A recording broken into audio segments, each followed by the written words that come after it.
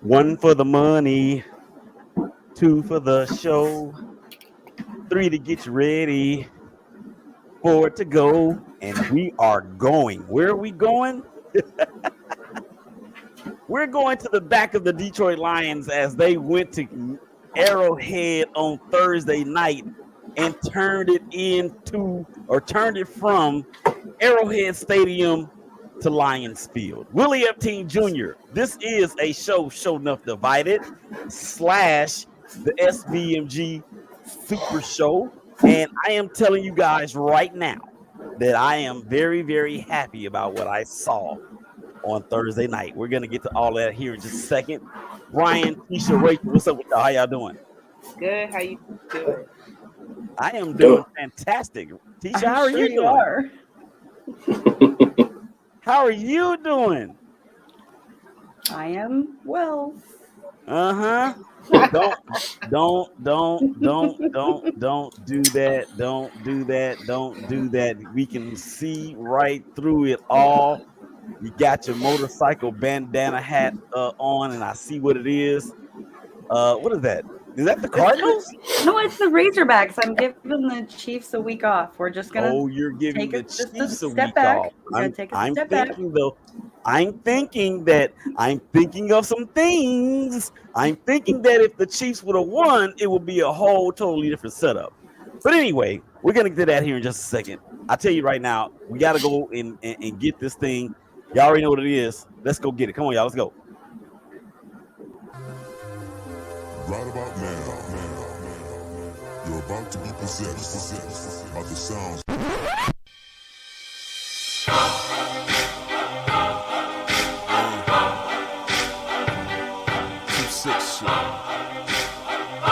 Yeah, I know what it is. You little suckers get to talking, grabbing out walking, strapped to the pong, getting tossed and smacking, they sleep with the coffins. And they getting greedy like saying, give me all. Music can only mean one thing, is that it is football season and we are back. Rachel, Tisha, Brian, this is going to be a very, very abbreviated show as we're going to talk about the Kansas City Chiefs being one of the first teams to ever lose the home opener on a Thursday night after winning the Super Bowl.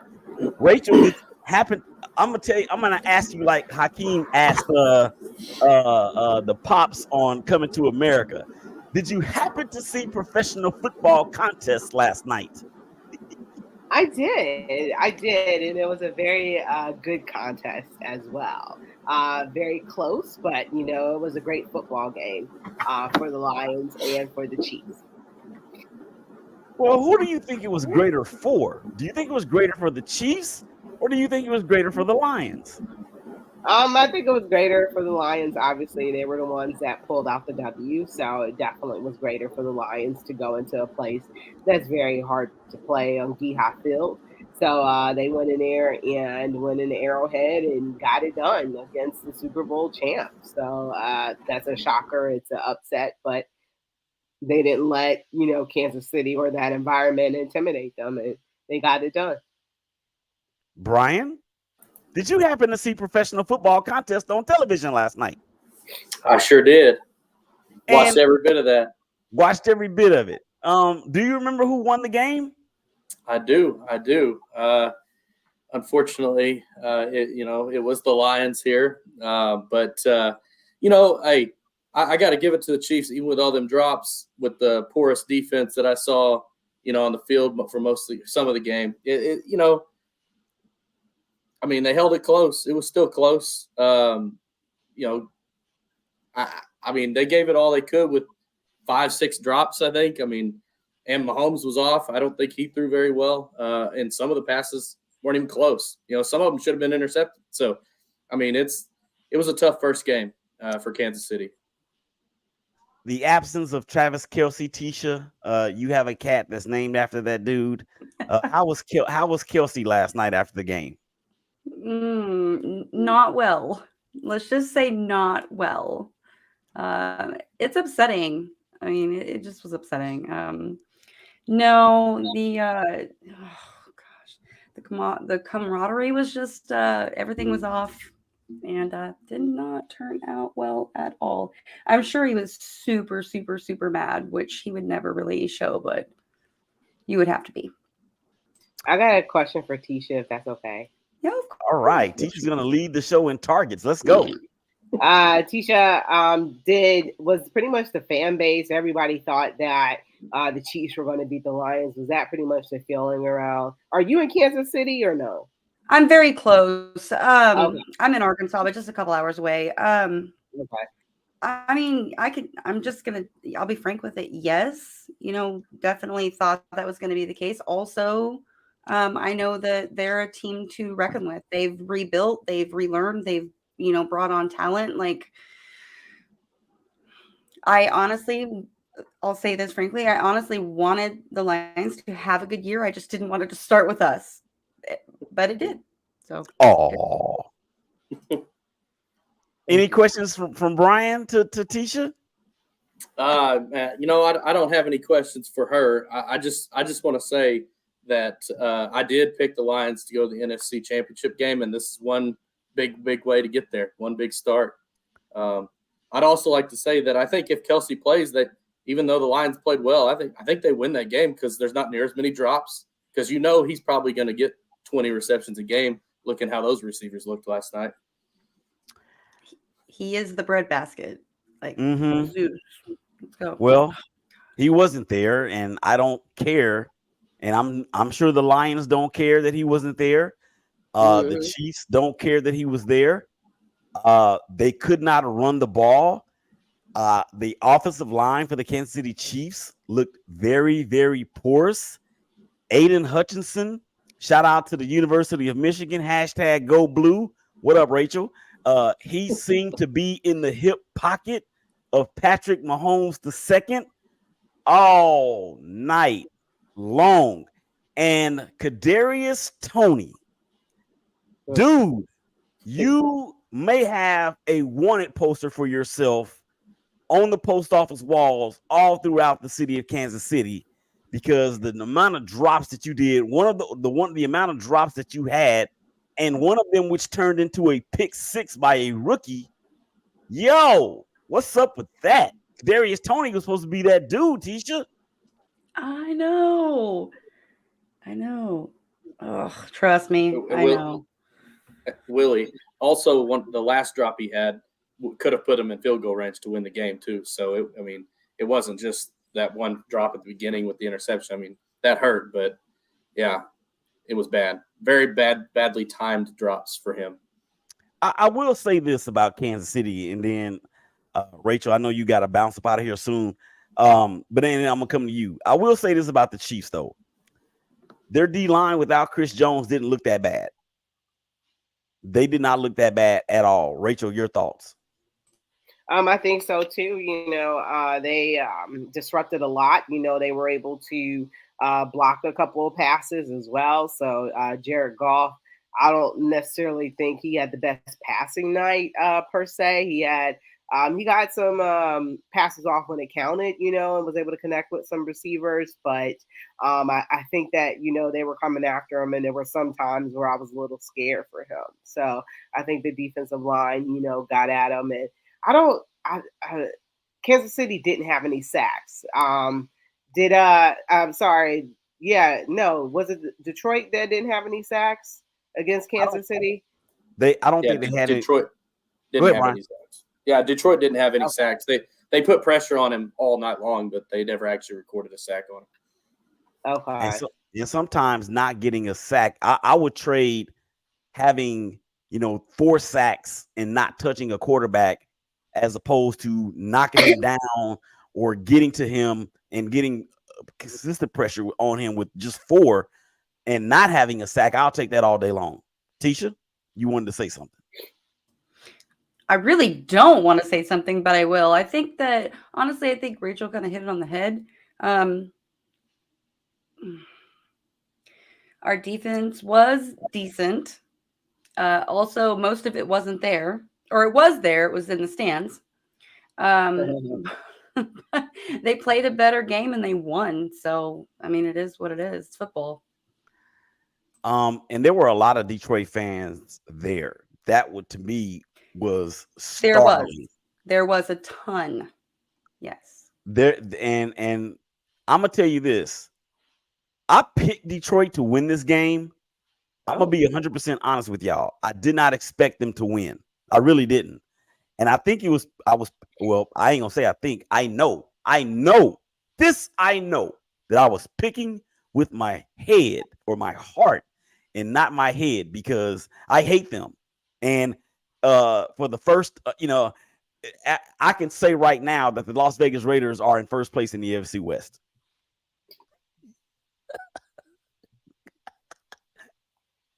We are 0-0. We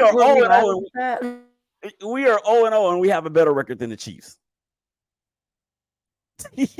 Nobody thinks that's she said bring it. Okay, Brian. Your team, the Jacksonville Jaguars, is next on the menu for the Kansas City Chiefs. I know they have a week 1 bout against the Titans, Texans, Colts. Yep. Rookie quarterback. So ready for that one. Rookie quarterback, and we've talked about it at nauseum about how much we think the Jaguars are going to be improved. They made a lot of changes. Doug Peterson is that dude. When we had the Monroe Madman on the show one of them days ago, he talked about the excitement. You are a Jags fan, as illustrated by your shirt. What are you looking forward to seeing in this week 1 matchup with the division rival, with the rookie quarterback and an offensive line that is not that great, and with your team having a plethora of weapons all over the field? I kind of expect them to score points. I mean, they've got, like you said, they have weapons. So I'm actually looking for pass rush. It was kind of a weak spot that they had last year. They need to figure out a pass rush. And if there's going to be a game to do it, it's this game. With the Colts offensive line, you got a rookie quarterback. Problem is containing Richardson. Because even though he's a rookie quarterback can get out in space and take off on you for 80 yards. We saw that with Justin Fields, even though he couldn't throw the ball. So that's Anthony Richardson. It's Justin Fields 2.0. So I'm looking forward to seeing if the defense can contain him. And then also, Calvin Ridley, man, he's got to have. I want to see it. I want to see the big game right out of the gates from him. All right, I almost called you Cleveland Rachel. All right, Rachel. The Browns have the Bengals coming in week 1 at what is it? First Energy Stadium? No, it's not First Energy Stadium because it was a corruption going on. So it's called Cleveland Brown Stadium now. Cleveland Brown Stadium. Yes. All right. The team with no logo has a stadium named after them. I can dig it. I'm just simply stating the fact. Do they or do they not have a logo? Their helmets are orange, and they're called the Browns. Yes? Is that a fact? Okay, maybe you might be right. Okay. Well, if anybody out there thinks that I'm not right, I need you to go and Google the Cleveland Browns, their helmet, and drop it in the comments and tell us what color their helmets are, since I might be right. Rachel? Rachel? The Browns have had Joe Burrow's number over the years. What is he, 1-4 against the Browns? Yeah. Are we expecting much of the same? What should we be excited about this game from a Brown standpoint? Some people are saying that this has been the best team assembled since they came back from since they became an expansion, or I don't know if you want to call it expansion franchise, but since they came back. So you can expect, this new defense under Jim Schwartz to, go after Joe Burrow. He also has a calf strain as well, but he's still slated to play. So I expect an intense game. I expect it to be close. When we went into Cincinnati last year, we lost, but we had a big win on Thursday Night Football on Halloween. So, or that might have been Monday Night Football. It was on Halloween, and we beat them pretty badly on national television. So I'm anticipating a hard fought game, and I forgot what player it was from Cincinnati what was talking a little trash, talking about we don't care about the Browns. So little bulletin board material. So we'll see what happens. Um, I feel like Deshaun Watson. It almost feels like he's a rookie again to me. You think so? Oh, I mean, no, I don't think so. It just feels like that. And it just seems like, I mean, I probably would ask what rookie has ever gotten a $331 million fully guaranteed contract. But what I'm saying is, in terms of what is expected of him or what needs to happen, what we need to see from him, if the Browns are going to be anywhere where Browns fans want them to be, Deshaun Watson cannot be the third best quarterback in the AFC North. He just can't. No. If he is outplayed, or he can't be he would have to be no lower than 3. So he would have to either be 3, 2, or 1. He can't be beaten out by any of those other guys, especially Kenny Pickett. So I think I actually was a Deshaun Watson fan when he was at Clemson and even when he was at Houston. I want to see this kid get back to what he was because he was playing some of the best football. I mean, people were putting him right up underneath Patrick Mahomes. And speaking of Patrick Mahomes, Tisha, your team now has a bit of a break because obviously Sunday they won't play. They won't play again until Sunday in week 2, where they will be facing the Jacksonville Jaguars. How much of an effect do you believe that off time is going to help Travis Kelce in that knee? That's a huge need. Hopefully he can heal and get better. I'm not so much worried about Kelce as I am just like the rest of the team. We got to get our house in order. We got to figure some things out. Hopefully that's enough time to do so. It seems to me like training camp didn't do a whole lot for a lot of people. So I'm really hoping that the loss will light a fire. And honestly, we play better when we're down. So we're down right now. That was devastating. Let's pick it up and let's go. So hopefully that will help. I think Kelce will be okay. I don't know, honestly. I hope. They better fix that offensive line is what they better do. Tell me about it. They better fix that O-line. And here's a question I want to throw at you too about the obvious elephant in the room that was in the room but wasn't on the field. Chris Jones was actually at the stadium at the game last night. That's what I said. Our defense was there. It was just sitting in a suite. He was just sitting there watching. Which like, to me, you got to show some cojones. And look, they said, and they being the reporters, in which they never really know, but they were talking about how Chris Jones and Chiefs upper management have not had any conversations in more than a week. I believe that's probably true. Brian, is Chris Jones going to be out until week 8, like he's indicated? It sure seems like it. There's no indication saying that he's going to sign. I mean, there's just not. I mean, he's going to hold out for a while, just from what I can see.